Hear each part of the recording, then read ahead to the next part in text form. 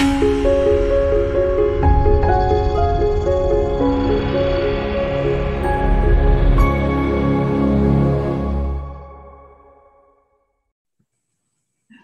thank you. What about a treat? We'll see how this works out today. One of the things, the topic tonight is time management. And actually, I had done this in April. I hadn't realized how recently I had done the topic of time management, but it's probably almost everybody's bugaboo. It doesn't matter how much time you actually have. What you do kind of like fills up whatever space that you have, or you come to the end of the day and you say, what did I do? So I think it's really the toughest aspect of organization altogether. I am probably not, maybe, like I said, I might be a fraud, not the best one to talk about this, but I'm working on it. I do have some ideas, and I want to start off with two quotes because I thought that these were very, apropos. And Julie Morgenstern, who's an organizer, I've seen some of her things. I don't know a lot about her, but she said, "How we spend our time is how we spend our life." And when you really think about it, that's what your life is. It's made up of time. And as I'm getting older and reaching a big birthday soon, it's kind of on my mind that this is it. And it's like, how do you want to spend your life? Not just how do you want to spend your time, because it's the same difference. And then William Penn said, and I don't know that there's a person on earth who hasn't felt this way. Time is what we want the most, but what we use the worst. So I don't know if any of you can relate to that, but it's like you come to the end of the day, and it's kind of like, oh, I meant to do this and I meant to do that and I didn't do this other thing. So we're going to talk about a lot of that. We're going to talk about procrastination and things like that.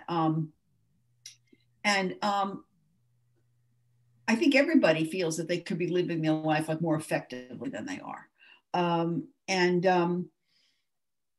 hoping that I can, offer some tips. There's always different people approach things different ways, and different techniques will speak to different people. So, you should be doing, if this is a problem for you, you should be doing some research on your own, because something that you read or you see or whatever might, say, that's it, that'll help me.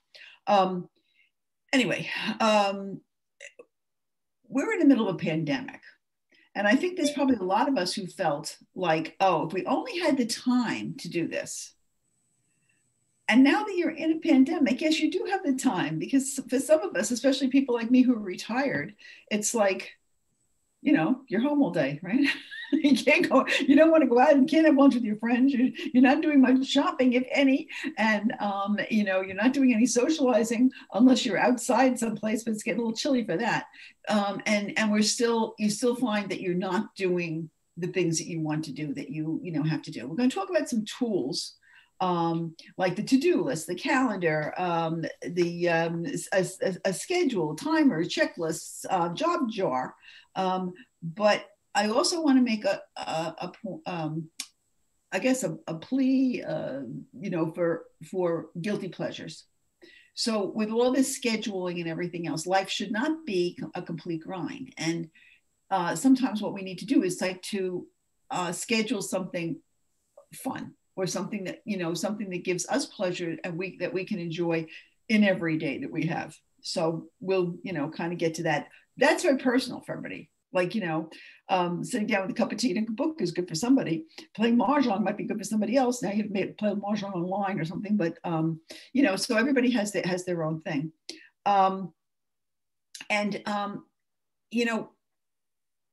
We put things off and we say, we're going to wait till we have time. But sometimes it's not a matter of time. We're putting it off because we really just don't want to do it. And so we're not doing it, so we're going to get around to that too. Procrastination. Okay. All right. One of the things we have to look at is what you actually do with your time. Let me see. All right.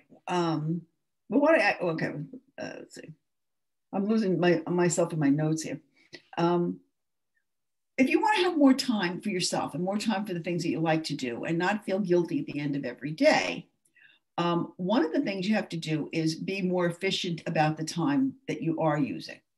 And I think we all can probably, I know that I can, profit from being able to do that. I have a long way to go.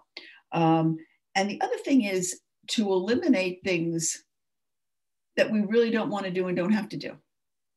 A lot of us are very into saying yes to people. It's very hard to say no, or you get wrapped up in doing things that you know, this wasn't what you had planned for the day. You really didn't want to do this, but why are you doing it? So you have to every once in a while to stop back and say to yourself, what's the best use of my time? And you know, I don't have this in a handout, but it was Eisenhower who had, and I don't know if does anyone know about the Eisenhower boxes? No. He had a little graph, and it was like just 4 boxes, and it was like important, urgent, important, not urgent, not important, not urgent, you know, so the combination of the 4 things. And so the thing is that, of course, important, urgent gets that should have your attention right there. It's important and you need to get it done. There's a deadline. What often gets things that aren't important but seem urgent also get a lot of attention. But what's being neglected in a lot of cases is the important, not urgent. That stuff gets kicked down the road. So think, you know, you can kind of think in terms of that. Sometimes if you have tasks, I've never really done it, but you can put them in the boxes and say, oh, these are what, and it does make it a little clearer, like what you need to be working on. Important and urgent, sure, but important, not urgent. You can't really, you know, if it's really important to you, you can't be putting it off and putting it off and putting it off. So, you know, I also wanted to make a pitch, and I should have done that in the beginning. This is really a group where I consider this like a self-help group. And it was nice in the library when we were face to face and we got to, you know, to see each other and interact. But I also, you know, I don't have all the answers here, man. And if you have a suggestion to make, first of all, I want to hear your questions too. But if you have a suggestion to make, you know, please feel free. I'm open to any suggestions, and I think other people would like to hear it. You know, if somebody says has a question or presents a problem, and you've done that before, you have something that you can add, please jump in and do that. Okay. All right. Okay, so where do we start? The first thing is the to-do list. All right. And I really do think that having a to-do list is helpful. If you're just, but you have to be wise about it. And there are really 2 kinds of things that go on to-do lists. And one are, you know, the things that you have planned, you'd like to get done for this week. You know, this has got to be done. I got to do the grocery shopping. I got to do this. I have to pay up the cleaners, to pick up stuff from the cleaners. But there's also the stuff that's aspirational. You know, like you really want to like learn a new language, or, you know, something that's a little bit more time consuming and more of a project. You know, you really want to finish that quilt that's in the, you know, that you put away in a box in the attic or something along that line. So, you know, that's like 2 different kinds of things. So you might even want to have 2 different kinds of lists, and one for those day-to-day things and one for the things where, you know, how should it still be on the list? Do you really want to work on it? If it's something that you really want to accomplish in your life, how are you going to get that done, and when are you going to schedule some time for it? So, you know, that's another aspect. Okay. So the best way probably to start a to-do list is like what we call a brain dump. Just everything that you can think of, write it down. Doesn't matter the order. It doesn't matter if it looks good. It doesn't matter if it's grammatically correct. Just get it down. And you can organize that later. You can set it out. You can, these things kind of go together. These things kind of go together. And like I said, 2 lists that were like, you know, the mundane and the aspirational is also a good idea. Actually, one of the things I had said here was like, you know, this week and future projects, but you can't be saying future projects forever. Eventually if it's something that you really want to do, if it's in Eisenhower's important, but not urgent category, you know, you have to kind of figure out, when am I going to get started on that? What am I going to do? What would my first step be? And get started on it. Okay. I made up my own list, and this is like for more, you know, of the mundane type of things. And I have like general to-dos, but I also have sections for, and I think I can probably send you this because it's just on my computer. Sections for phone calls and for errands, because I found that if you have all your errands in one place, or your phone calls you have to make in one place, sometimes by clumping that stuff together, you can get a lot more done. Like, let's say, oh, I have to go to CVS, I have to pick up that prescription. Well, is there anything on that list that you have to do like in the same area? Could you do one or two of those things when like before or after CVS, and then it's like one trip out? Or if you have another appointment altogether, something like a doctor's appointment or something, maybe before you go, check the to-do list. I mean, the errands on the to-do list. Maybe there's something that you could do on the way over or on the way back that would help you out and get it done. You can knock it off your list. Sometimes the same thing with phone calls. You go to call somebody, you don't get them. Well, try somebody else on that list, or return that call from the whoever called you about something at work or something. To get that done that way. Anyway, and that because basically, if you have things that you want to do, things on the aspirational list, you have to make things on the mundane list a little more efficient, effective, and quicker.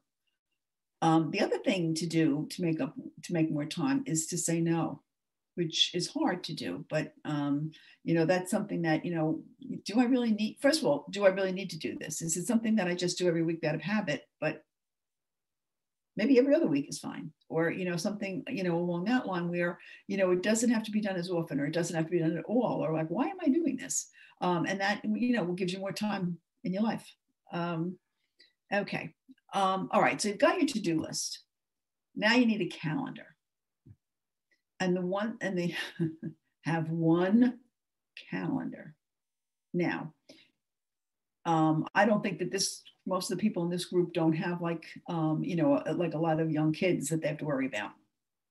For people who do have children, I would say you do need a family calendar.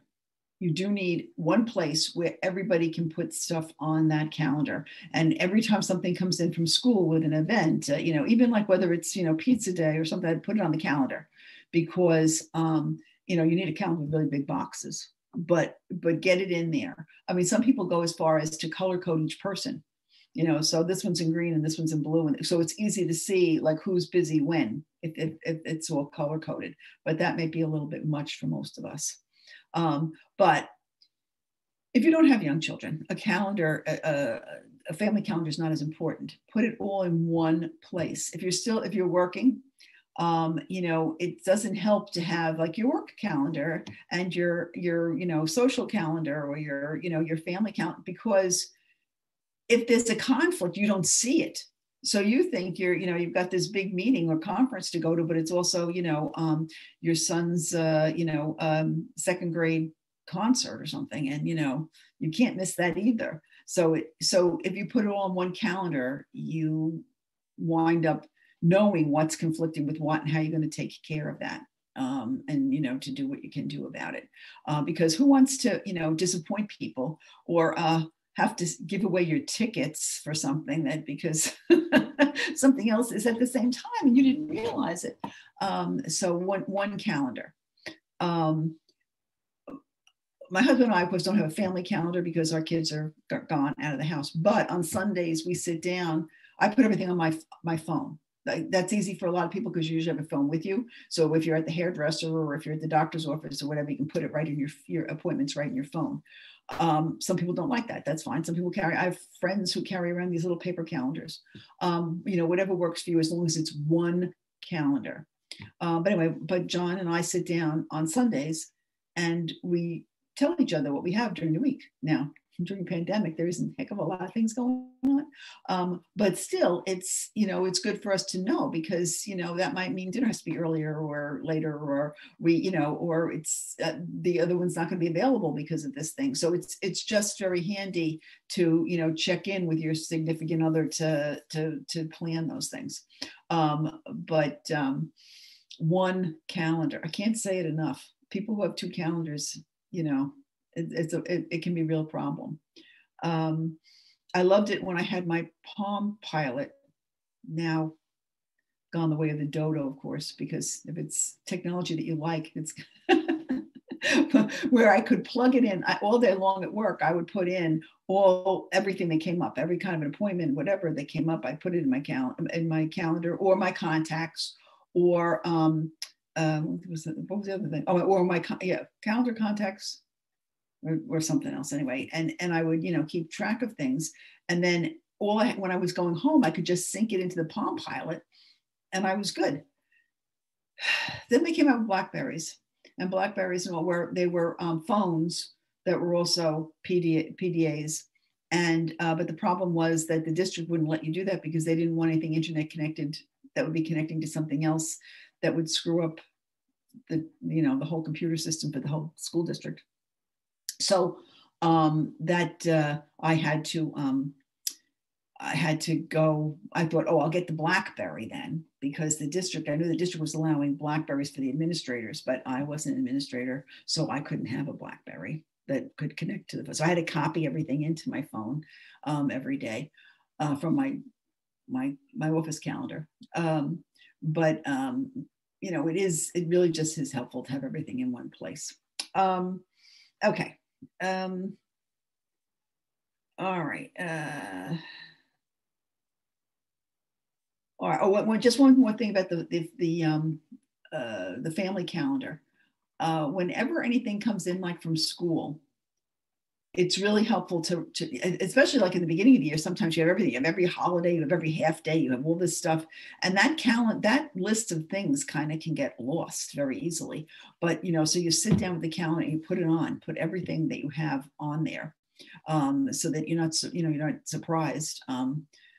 Heaven forbid that they should be serving something in the cafeteria that your kid won't eat, and you didn't send a lunch, and it's going to be hell to pay because you didn't check you didn't have it on the calendar. So anyway, but I think all the kids' things need to be on there, and the adult appointments, because if you're not home, can your family find you? Do they know what you're doing? What was she doing today? I don't know. You know what she was doing? I don't know what she was doing. So, that's the other thing that if it's, if you do have a family calendar, the adult appointments should be on there just so that somebody can find you if they needed to find you in an emergency. Your kids really don't need to know that you're at the doctor's necessarily, unless something's going on. Okay. Okay. It seems to be, like right now, it just seems like, we have all this time to do stuff and we don't. But why? It seems silly to write a schedule for the day when you don't have any really appointment, any appointments on it, or very few appointments. You have one like on Wednesday and one on Friday, and otherwise your week is like, do what you can do.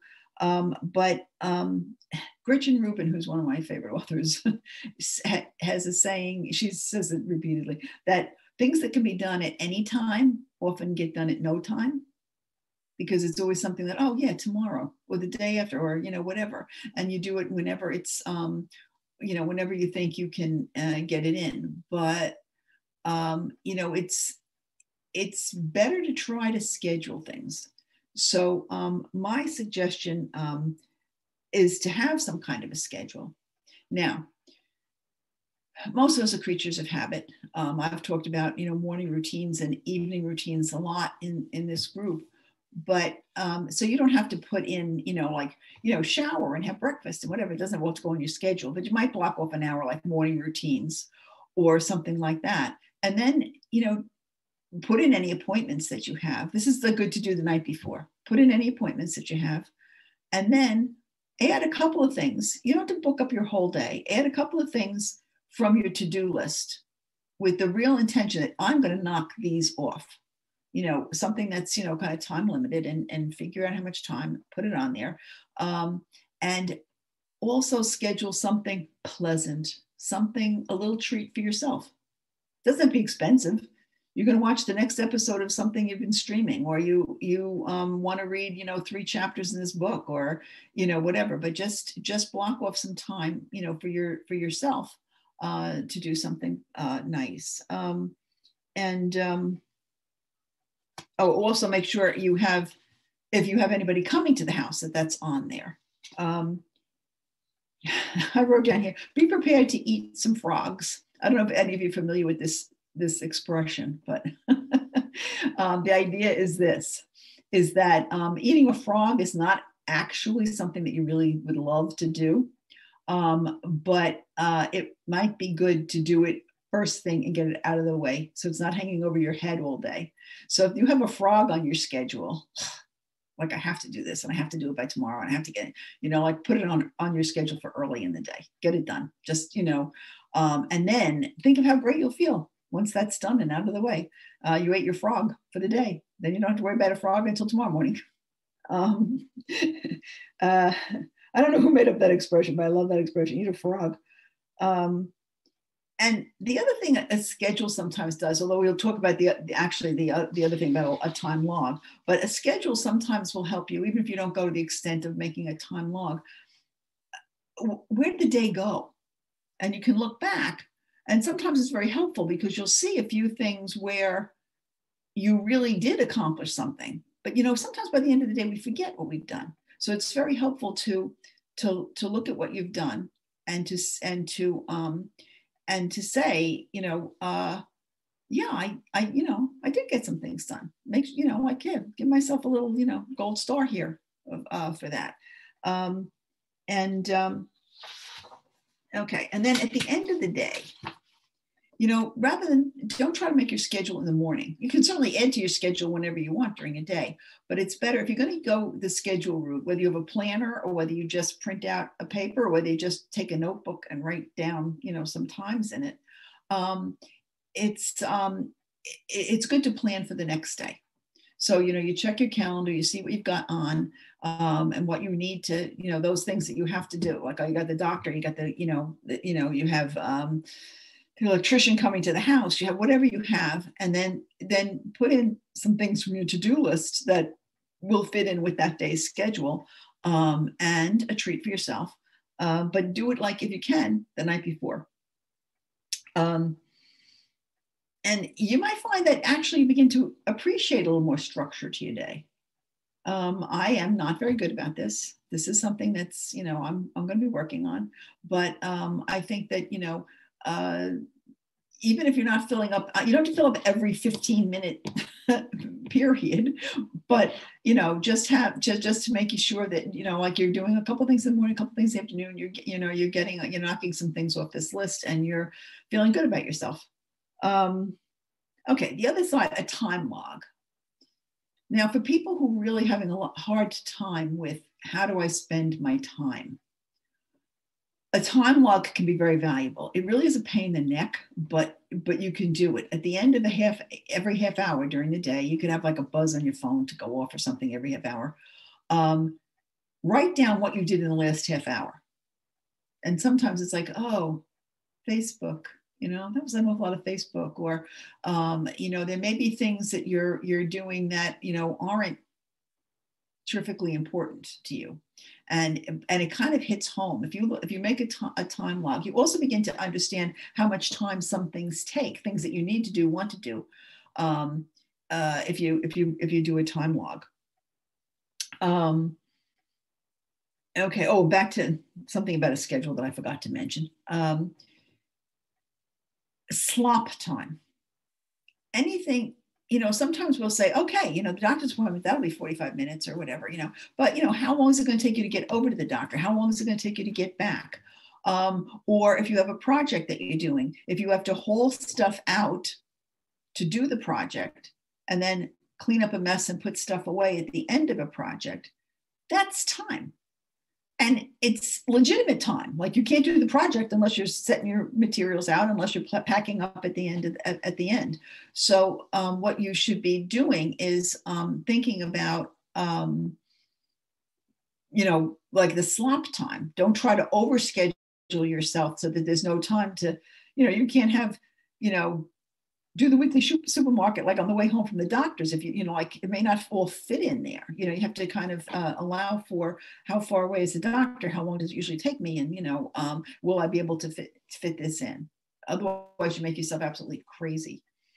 Okay, and it's not, because sometimes things take longer than we expect. legitimately, like you didn't really plan on, Tucker Road being closed or something, and you got to find a way around. And then people beat themselves up. I should have had more time. I should, no, give yourself some, some space there. Okay. Anybody who's been with me a while knows that I'm a real believer in timers. I love timers for so many things. Okay. So alarms are good too, like alarms where you're reminding yourself, I have to take eye medication every morning. I don't forget when it's bedtime, and I need it at bedtime, but in the morning, I set I have an alarm on my phone that goes off, like, okay, yeah, go do my eyes, go put those drops in. So alarms can be good.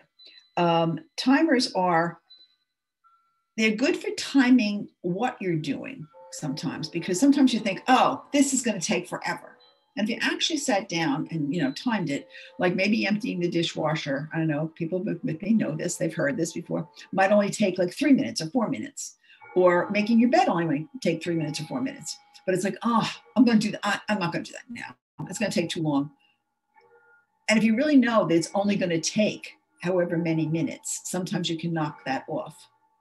On the other hand, how long, sometimes we underestimate the time that we're going to do something. Like we think, okay, oh yeah, I can clean the oven in, now, of course we have a lot of, self-cleaning ovens, of course. But I'm just, as an example, like clean the oven or defrosting the freezer or something like that. It's like, oh yeah, I could do that in half an hour. Maybe not.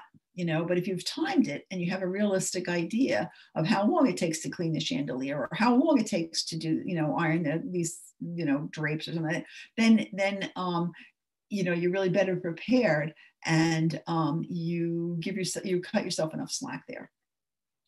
Anybody have any questions, or am I just rattling on here?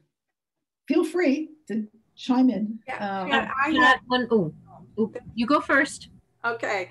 I got stuck when you were talking about having one calendar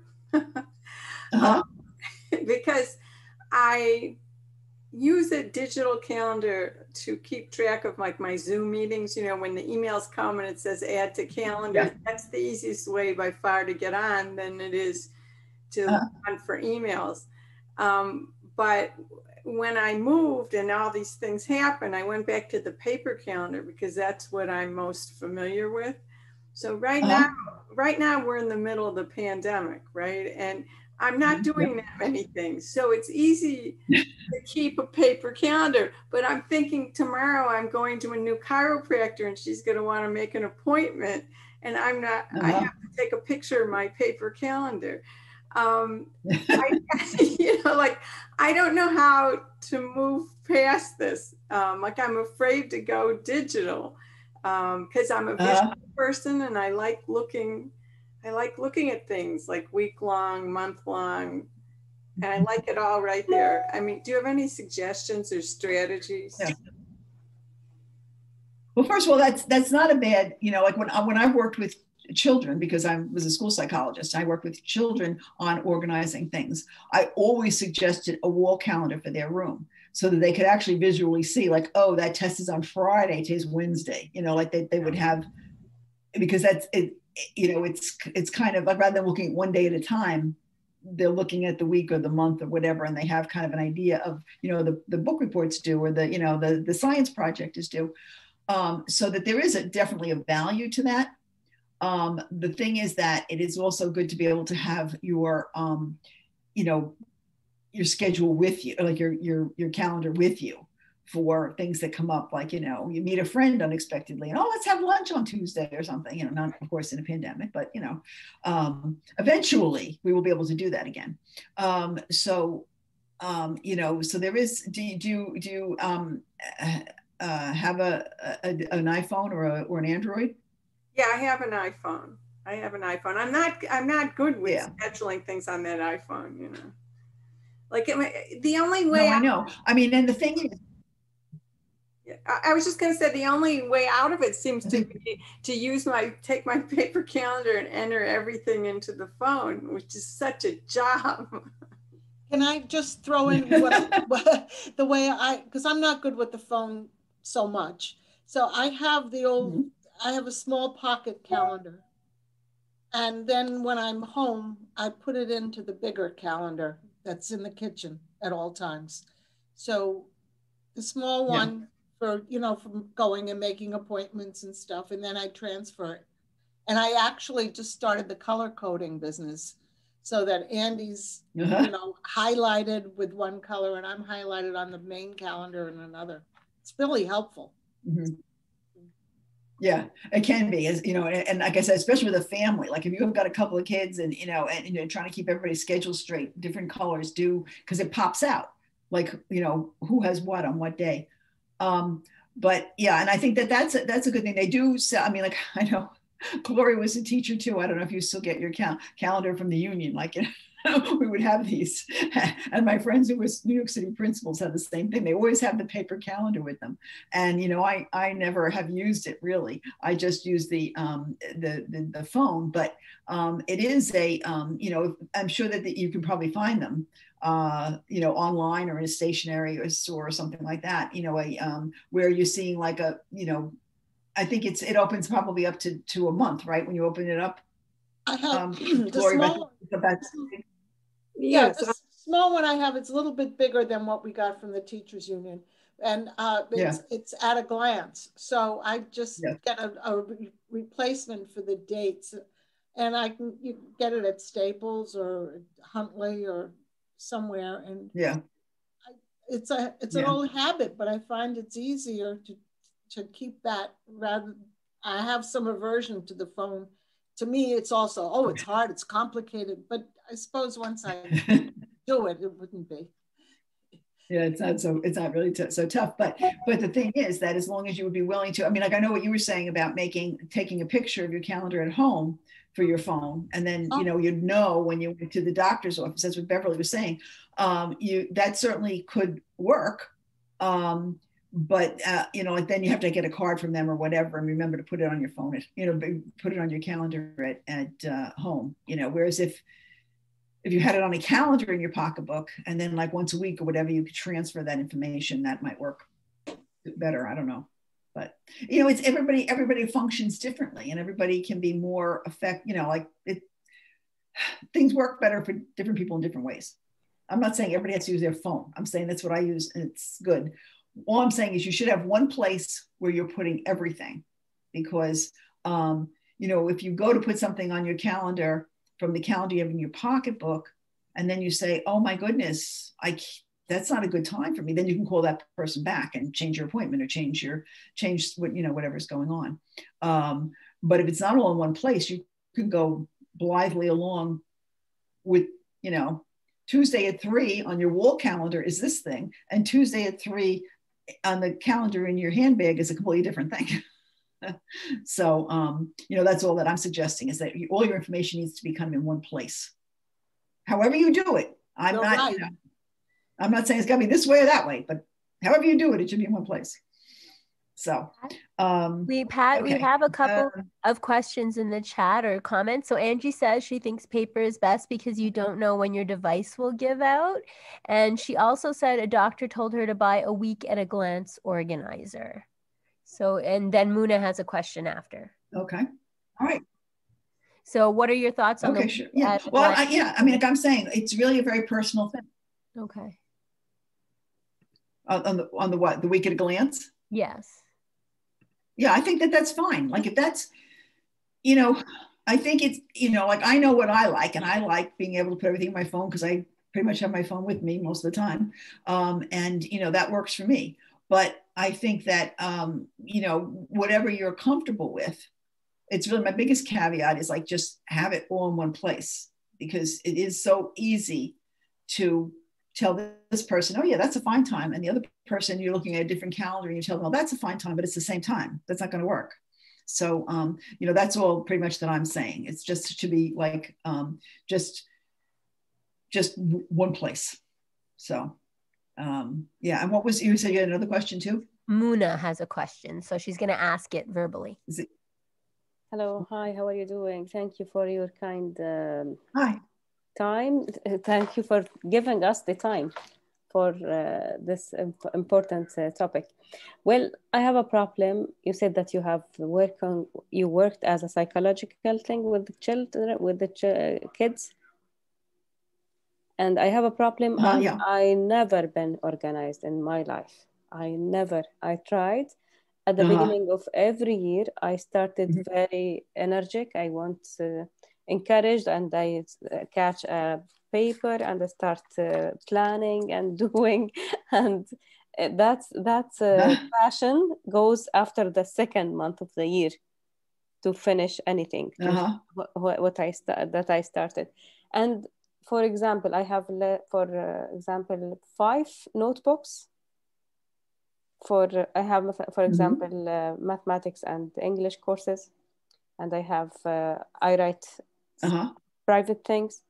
I need something to learn from life. So I never know how to deal with that, because I write in maybe 5 notebooks at the same time, the same topic. Then I flip, and then I go to no, I will use this. No, I will use that. So I'm never, I need your advice how to make it easier to get notes for life, or for studying, for many projects. I have many projects, but I never have the time. Actually, I am messy person with the time. Messy, what do you call it? Excuse my English, but I never value the time. That's okay. It's the kind of thing where you can't do it all at once, and like what you described about trying to do, at the beginning of the year, making all these improvements or all these, that's what happens to a lot of us. The problem with New Year's resolutions is that we sometimes take on too much at one time. So it might be best for you if you just concentrated like on one area where you really wanted to get we have an expression, ducks in a row, like where you wanted to become more orderly or whatever. The notebooks for different subjects and even for your life lessons, to have a separate notebook, that's probably in some ways might be the best way. As long as they're labeled for yourself, so that you can find what you need, what notebook you need for when you need it. To put everything in one notebook might be a lot more of a problem, because things would get all jumbled up together. So I don't know, what have you tried? I wrote like octopus. Like everything is not organized. Everything is written in many books, many notebooks. None of these notebooks is organized, or I have one topic in the same notebook. I wrote the same topic in different notebooks. For example, I start learning. All right, well that's. I start learning English and mathematics. So I wrote mathematics and English sometimes in the red notebook, and then I take the black one, and then I take the red one, and then I keep flipping. I don't know why. Yeah, I was going to say, because the most, like what we, when we're working with kids in school, for example, it's like, one notebook for this subject, one notebook for, one notebook for math, one notebook for English, one notebook for social studies. And I used to tell kids that they should try to color code things. So if the book that they used in school for science was yellow, get a yellow notebook.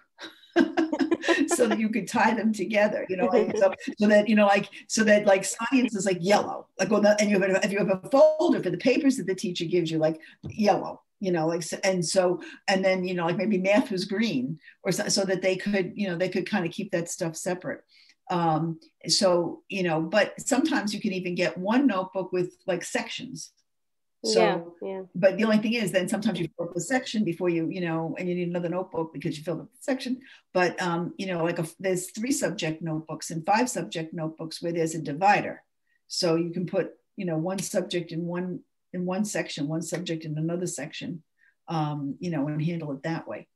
But the things that you write about your personal, you know, life lessons or whatever, I don't know that that's necessary to, you know, that 1 notebook for that stuff is probably fine. You just have to read it over every once in a while to know what you've learned about yourself in life. Yeah, even for the calendar. So I don't know if that's I use sometimes I use the calendar of the laptop. Then I use the calendar the mobile. Then I have the written one, and it's everywhere. Everything is everywhere, not in a one place. Somebody wrote that you could sync your laptop to your mobile, like your phone. So that was a suggestion that someone private chatted me. And DLR said she's been using her week at a glance calendar since college, and that's her portable. And DLR also said at home she has the same information on her wall. Things happen unexpectedly, like getting a call on the street and it goes on the phone to be transferred later. She scribbles on notebooks too with different information, doctor's appointments, job info, etc. So I think consolidation, right? Like somebody also private chatted me, maybe scanning the different pages from the book and putting them all together, like in a file on electronically. The thing is that one of the suggestions that I would make about that, if you're putting appointments in different places, and sometimes that's okay, you know, like you're on your laptop and something comes in an email and you want to mark that date and you know, but you know, maybe something else you're out, you put in your phone, or you have it on a paper calendar, and you have stuff in the wall calendar. If you have 1 day a week, if you do it, like I said, when that with my husband on Sunday, we check our calendars. Not that there's a lot on there, but we do, you know, so that he knows what I have, I know what he has to do. And, you know, so if you did it 1 day a week, you should have a list of all the places you put stuff. The 3 or 4 places where. Okay, and then once a week, you put it on one calendar, so that you know that this calendar has everything, and then you're not going to have the conflicts that you might have otherwise. Okay, thank you. All right. In the comments, Liz said she just brought a dry erase wall calendar and she put everything on there for the month, and she finds that it really helps her. And then Wally said, yeah, well, it's usually they're usually fairly long. Yeah, and Wally said syncing is best. It's good to stay on one brand, like making it more seamless. Like pick one, either Microsoft, Apple, Google. And Wally says he loves paper as well, but he does it only for certain things. You can even take a picture of the paper things and add them to the list or the calendar, the online to-do list. There was a question about time spent on social media. We have someone who spends a lot of time on Facebook and cannot get the things done on their calendar. How can they reduce their time on Facebook and other social media, and all their friends are on it? So Dr. Pat and everybody else who's here, if you have any suggestions to give, we're all ears. Yeah, I might, this is an area where other people might be able to be more helpful than me. I have avoided social media for that very reason. I'm not on Facebook. I'm on it. I have, my kids signed me up for Instagram because I have several artists in the family and they have stuff on Instagram, and I have yet to use it. I think it's been a year now that I've been on Instagram and I haven't logged on once.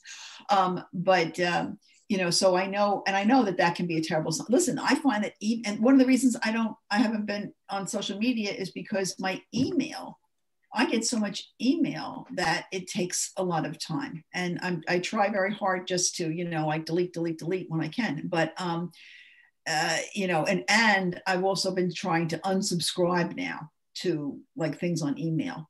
But as far as the Facebook goes, the only thing I can suggest, and other people probably, if you're on social media, you might be able to have better suggestions. The only thing that I can suggest right now is to set a timer. Okay, you can do like, and I don't know what's reasonable. I really have no idea, but you can do like a half an hour in the morning and a half an hour in the afternoon and a half an hour in the evening, or something along that line. Whatever will kind of rein you in a little bit. And when that timer goes off, and that's the hard part, is you just have to say, okay, that's it, I'm done, and have something else. Know in advance what you're going to do. When that timer goes off, I'm going to go fix my lunch. Or when that timer goes off, I'm going to throw the wash in the washing machine. Whatever it is, you can, try to do that, like to limit yourself. I don't know. I know that it's really a problem for a lot of people, the social media, but anybody with suggestions, please, I'm open. Somebody private chatted saying that use it as a reward, like get a task that's on your calendar done and say, okay, then you get 15 minutes of like social time. Wally says to that's good. set an automatic do not disturb times for certain apps, or restrict certain apps and stop alerts and notifications. That's what Wally's suggestion is. Jennifer said, figure out your priorities. Also, maybe you can avoid social media for periods of time after letting folks know you're fine. So, taking breaks. I noticed a lot of people say, okay, I'm going off the grid for like, a week, a day, a month, however long they want to do. Don't do notifications. Somebody else just wrote here. Also finding other ways to connect with these friends instead of social media, like, going for a socially distanced walk now, or if they're close enough, or writing an old-fashioned letter, or doing something different together. Yeah. When we get together. Those are great. Those are like things that we're all. I have heard about those apps. I don't know the names offhand, but those apps where you can, where it will limit your time on certain websites. That's very helpful, I think. Yeah. Yeah, and more in the so chat. Thanks to everybody. Yeah, there's more. I restrict it to my coffee breaks each day only. I only answer my mom and brother calling at night. I don't answer like everything. Whoever's on iPad said that this feature is built into Apple, so you can do the restrictions fairly easily. So those are all suggestions from people. Great. Thanks so much to everybody for that. I hope it was helpful to our questioner. You can even set apps to where they won't notify you for any reason until you tap into that app. You can like restrict it completely. Okay. So in other words, like it's not going to send you notifications, or not. You have to actually get onto the app. Exactly. Yeah, that's good. Okay. All right, we wanted to talk about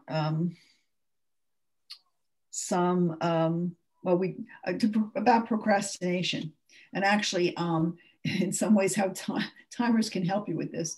One of the things that I have is I'm very good about when the mail comes in every day, I sort it out into my mail, my husband's mail. My mail I sort out into what's recyclable and what's for the shredder, and what I have to do something with, and that stuff goes in my inbox. So I'm terrific. And if I need to find something, that's where it is. However, doing the things that I'm supposed to do with the stuff in the inbox, that's been a problem. That I just, it just gets like I have the leaning tower of paper sometimes in this inbox. And so one of the things that, I was saying, okay, I'll work 30 minutes on it every day. I'm going to work 30 minutes on it until till this is gone, this stuff. And so then I wasn't doing anything at all with it, because who wanted to spend a half an hour on this, So I changed it to 20 minutes. And I'm still not every day, but I'm so much more likely to do it if it's 20 minutes. So sometimes you have to think about that kind of thing. Like what will work for me? And I thought, 30 minutes a day on this, and I'll be done in no time. It'll be great. But I wasn't doing it. So that was like useless. But 20 minutes seemed manageable. And, and even if I were doing 15 minutes or 10 minutes, it was better than nothing. That's another thing you have to kind of think about sometimes when, you have these tasks that you really don't like. Do something. And sometimes once you get into something, you can actually keep going. But don't even count on that. Just say, okay, I'm going to do 15 minutes. I'm going to do 20 minutes or 10 minutes or whatever it is that you can manage. And then, you can sometimes get through things. Okay. All right. Hi, this is DLR. I have a little bit of a wacky tip. It may not work for most people, but the things that you have to do, like mop dishes, put away the mail, I don't think about that. I just do it, and that helps me deal with it. I just do it. I find that if I think about the dishes and think about the mopping and stuff like that, I won't do it. But if I tackle it, I don't think about it, it'll get done. Now, my thing is, I hate making phone calls, especially during pandemic when everyone is so short-staffed, so the hold times can be up to an hour long. I have dealt with that by taking my telephone fully charged to a place I enjoy. I know it's been cold sometimes, but if it's not that cold, I'll go to a park, and they're putting me on hold for an hour, but I'm walking around this park while they put me on hold. That works for me than sitting in my living room staring at the phone for an hour. Do something enjoyable while you're on hold. That's my point. Yeah, that's good. I mean, the thing is, sometimes that you might need like paperwork or something. It might be a little bit more difficult. I bring it with me. Yeah. But even if you were home, if you were reading a book that you liked or something like that, like you just put the book aside and you've got your paperwork there. It's, I think that's a very good idea. Thank you. It does come with a risk. You're right about the paperwork. There have been times where I might bring really important paperwork, like a lease or something like that. And then it's like, I better keep an eye on my paperwork. I absolutely agree with that. But I think the hours in the day go by so quickly that I don't want to waste them being on hold. No, right. And you're right about the time that, like it seems to me that every time, like I'm 27th in line. Or you can say, and they're always apologizing because of the volume of calls. Yes. Well, I'm sorry. Or you can do the call back as well, but you can also do the soft calls, so to speak, like how do I return this item, or, the bank calls. Those are soft calls. They're not as serious as mortgage information or the IRS. Like those are calls where you might want to be at home. Right. Yes. Yeah. Okay. I was going to move on to checklists unless somebody has any other questions that they're, on. Can't wait for an answer on. Okay. Checklists save time. And this is another thing that people who know me know, like, I'm always big on my checklists. Mostly I find them very helpful for things that you might do like once a year. Okay. You do them every year, but you only once a year. Like people have seen my Thanksgiving checklists where I have like what to do, how many weeks out, like what to do 3 weeks out, 2 weeks out, 1 week out, the day before, whatever. Because I don't want to have to, sit down and reinvent the wheel every year. Like this is the same stuff, and I have my, my shopping list is by store. Like what do I buy in Stu's? What do I buy in Stop and Shop? What do I buy in, Villarinas, whatever, so it's like, like I just pull out the lists and use the same list. I might have to change them a little or whatever, but like basically that's done. That saves like a whole huge amount of time. So there's so many things that you can use, checklists for, like vacation, like packing lists. A lot of people have packing lists, what you pack. And you might have to change it. Like, you don't need your, your Parker if you go into, Bermuda, but, if you write down what you take on vacation, and then you can just change it a little for each trip. But, a list like that, or a list of like, what do you have to do before you leave the house on vacation in terms of like, stop the mail and stop the paper, or have somebody, pick them up for you, or, like call the car service if you need to go to the airport, or, put the lights on timers, or, like check the windows, make sure they're closed. Sometimes it helps to have, that set the thermostats a little lower, whatever you've done before, put it in a list. So that this way you don't have to be thinking about this, or maybe when you look at the list, it'll trigger, oh yeah, and I have to do this other thing too, and you can put it on the list and you'll have it for next time. But I think that those kinds of checklists are very helpful for your time, because you're not starting off, from square one each time. I don't know if anybody else uses checklists. Anybody else have experience with? checklists that they love, that they want to share? Thought I heard somebody. Where do you keep the checklist? That's the thing. You know, it's every time we go somewhere, which now has been quite a while, you know, I sort of reinvent it because I don't know where I left the last one. On my computer. I have a file, like, you know, vacation or whatever, and it's in my, so I have a Word document, and it's on the computer. In fact, when it comes to like a packing list, I never take anything off the packing list. What I do is, if I'm not going to use something one time, I put it on a second page or third page, you know, the end of the list, so that I can pull it out if I need it again. Right now, I don't need it. It's not going to be on the first page that I'm going to print out. It's going to be on the third page that maybe I'll use next time.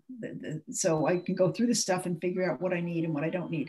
But yeah, like, so I have, and the same thing with the stuff for the holidays. Every holiday, pretty much, I have, you know, all this, you know, these checklists for, and you know, it's just on a Word file, filed away. So no, I don't go away that often, but I always make a list a few days before I'm going. But I don't take that many trips, but I do make a list of the things I know with me. Yeah. Well, what I'm saying is save the list to start your next, you know, for your next trip. You save the list so that you can, you know, rather than you know, because this way you'll remember to take more things. You might have to add a few things to it, or you might know that you don't need this, that, or the other thing this time around. But you know, if you save the list, that saves you time. Right. So, it's probably just. I'll remember that for my next trip, whenever that will be. When I write it down, keep it. Yeah, we haven't been going much. We haven't been going to a lot of places, but we try to go someplace each year. I don't know about this year. Last year we rented a house so that we could have, you know, so we could all be together with my pod that the family members that we allow ourselves to see during this pandemic. So anyway, but that's it. Let me see if I have anything else here to say. Oh, procrastination. Anybody have a problem with procrastination? Oh, come on. I want everybody to say, yeah. Anyway, it's, you know, they say, I don't know how true it is that we procrastinate because we want to avoid negative emotion. Now, I should relate to that because I'm a psychologist and all, but I don't know that that's the only reason why we procrastinate. But I do know that there are times that that's true, that, you know, we want everything to be perfect. And it's hard to start something if you're afraid it's not going to come out perfectly. So that we, you know, like, so procrastination does have to do with, you know, if you feel you're going to come up short, that people are going to realize that you're not as wonderful as, you know, that you try to portray yourself or something like that. So like people put off stuff, which doesn't really help your image at all anyway. So that's one of the reasons. But I think that sometimes from some of the things I've read, it seems like we put off things if we try to do them at a time that's not optimal for us. So if you're a lark and you're trying to do things like 11 o'clock at night, you know, it's not going to work. Okay. Or, you know, conversely, if you're a night owl and you get your energy like later in the day, trying to knock off these things first thing in the morning might be very tough for you. So you kind of have to kind of like say, you know, when do I function better for this kind of a task? Because it's not always the same for every kind of task. But, you know, what works for me? What's a better way to go about this? Or sometimes it's your environment. Like your environment's not conducive to whatever it is you're trying to do. So is there something could you work outside with whatever this thing is? Could you work in a sunny room, or could you go to a coffee shop because you like the ambiance of a coffee shop, or so if you can try to change your environment, if you can play music in the background, if that makes you work better, a little classical music or something, not too much with depending. If you're doing a task that's not a linguistic task, if you don't need language, then you could, you know, listen to, like if you're ironing clothes, like, or, you know, painting a room, you can use, you can listen to a podcast, you can listen to the radio, you could, you know, play music or something. If, but if you're doing something that's a language task, like I say this to kids who are, you know, who like to work, do homework and all with music on, really can't have lyrics, you know, or it can't even be a song where you know the lyrics. So you're listening to the tune, but the lyrics going through your head, you know, like that's not going to work either, you know. But but you know, if you like to have music and you have, and it's not, and it's a test that involves language, it's better to have music with no lyrics. You know, so whatever you can do, or maybe the room's too cold or too warm or too whatever, you know, so try to think about what it is that's causing you the problem. You know, try to do a little problem solving, which we don't always step back. It's just like, I hate this job, I hate doing this thing, but maybe you just hate working in this room, you know, or whatever it is. Could be that you really just hate painting rooms, which, you know, I'll be right up there with you. But you know what, so if there's something that you know, but you know, if you're procrastinating on a job, some task you want to do, think about where's the stumbling block? What is it that's causing the problem there for you? You know, so let's see. Okay, another thing is, one thing that I've heard about is to have a to-do list. Now, you've all heard about a to-do list, but you could have a to-do list. And a to-do list is you get something done and ta-da, it's done. All right. So if you keep a list of the things that you have accomplished, you'd be surprised how much you've gotten done, and you can feel good about yourself. So sometimes that's gets you over the hump to do something, because if I finish it, I can put it on my to-do list. So that's another thing, you know, to think about. Breaking something into manageable parts. Sometimes a job just seems huge, and how am I going to, you know, handle this? There's just so much to do here. But if you say, okay, and you break it into things that you can do in a half an hour, or, you know, even an hour, whatever, and you break it down to its component parts, it might seem a lot more manageable, and you can actually get moving on it. Even if you start out with the easiest part of it, you know, at least you've gotten started. Sometimes reminding yourself of the consequences. If I don't do this, so-and-so's going to kill me, or, you know, I might lose my job, or, you know, we won't have any food next week if I don't go to the store. You know, so if you've been procrastinating on something like that, think about, well, if I don't do it, what's the downside? And that might be enough to spur you on to get it done. An accountability partner. I don't know if any of you've, you know, done this before. There's actually even an app you can use, which I think is a little creepy, but they pair you with somebody else who's working on a task, not the same kind of task or anything necessarily, but usually it's more like a paperwork or a computer kind of a thing. And, you know, like you work alongside that person online. And that just having that person there, even though it's not it's not a person you know or that you've had anything to do with, is sometimes, you know, if you're both working, it keeps you working because you don't want to let the other person down. I mean, the idea of this is to keep, so that you can keep your focus. Sometimes you can enlist a friend, you know, like call me up at the end of the day and ask me if I did this. And you don't want to tell them at the end of the day that you didn't do it. So, you know, you put your nose to the grindstone, you get something done. Sometimes you do that for each other, you know, like where at the end of the day, you'll check in with each other and, you know, you each report what you got done on whatever it is. You're not working on the same thing, just working on different things. But, you know, like, you know, well, I did this and, you know, I didn't quite finish that part or whatever. And having somebody to report to sometimes keeps you a little motivated and going ahead with something. So that's it.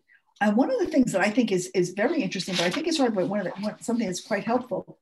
If you're working on a big project, you've been working on it an hour, you're going to do another hour tomorrow or something like that. When you're packing things up, what's the next step? Write it out and put it with your stuff so that when you start, when you go back to this, the next step, you can start right away because the next step is written out for you. Like, this is what you got to do next. And you can pick up right from where you left off, which, you know, is sometimes more difficult. It's, you know, like, now where was I and what was I, especially if it's not the next day, especially if it's a couple of days later, what was I doing? And, you know, but this helps you focus if you write out what you have to do next when you finish for the one day. And, you know, so for the next time you pick it up, that's written, that's there for you. Another thing is like gamifying things. I know I've talked about this, I think, in the group before, making a game out of something. So that's where people have job jars. Sometimes, you know, like you have chore jars for kids. So you have like maybe four things. It works well with household things, maybe more than, you know, like work for work, paperwork and things like that. But if you have things that you want to do in the day, you put them in a jar written on pieces of paper, and then to pull out and just do whatever comes up. You know, the other thing I've heard is to write a chart, to make a list of things, like maybe 6 things, whatever that you want it. 6 things is good, because if you have a list of 6 things, then you roll a die, and if it comes up number 3, then if it's a 3, you just have to do number 3 on the list. You know, so it's all like it's feel like you're leaving it to chance. You know, and but you treat that like it's like some kind of a boss. Your you know, your job jar, or your list of things with the with your a die there, a convenient die. Okay.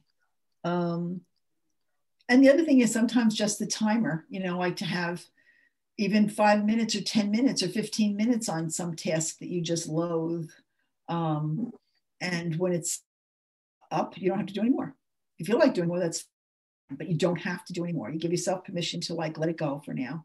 I mean, the problem is if something's if it's kind of a complicated job, 15 minutes is like not such a great thing, because, you know, sometimes it's hard to get yourself, you know, started again, or, you know, wrap something up. But depending on the job, that sometimes is very good. I only have to do it for 15 minutes and then I'm done. And, you know, maybe I have to do like, you know, an hour later, another 15 minutes or something like that. But, you know, you do it, you're eating an elephant, like it's kind of like eating a frog, I guess. You're eating an elephant, you eat like that old expression, like, how do you eat an elephant? A bite at a time, you know, like, you take a bite out of your elephant and see how far you get with that. Okay, and then, and this one I like, and this one I know I've told my group before too. Your future self. I've seen this in a couple of places too, since I've said it before. You think about how your future self will thank you for this. You know, like if you take care of this thing now, you know, you take care of this bill now, and your future self will thank you that, you know, that she or he didn't have to do it down the road. That there are a lot of things like that, you know, like your future self will thank you if you put the hem in that, if you fix the hem in that skirt, so the next time when you go to wear it, you know, when your future self goes to wear it, they won't have to fix it then. So, you know, so that your future self will thank you for taking care of this now. So